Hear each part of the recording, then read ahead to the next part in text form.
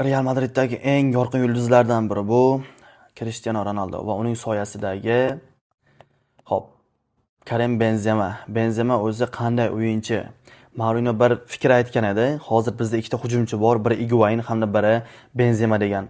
Benzema agar raqobat bo'lsa, u pasayadi degan. Agar raqobat bo'lmasa, undan zo'r hujumchi yo'q degan.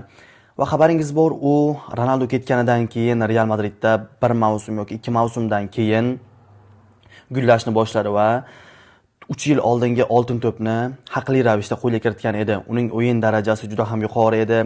Har bir o'yinda gol, assist qayd etgan edi hamda Vini bilan birgalikdagi tandemi juda ham yuqori edi. Va ko'ryapmizki, hozirda u Saudiya ligasida ham o'zini yo'qotib qo'ymagan hamda jamoasiga yordam berishda davom etmoqda. Qani ko'ramiz, Karim Benzema Yevropaga qaytib yana oltin to'pni qo'lga kirita oladimi yoki faoliyatini Osiyoda yakunlaydimi?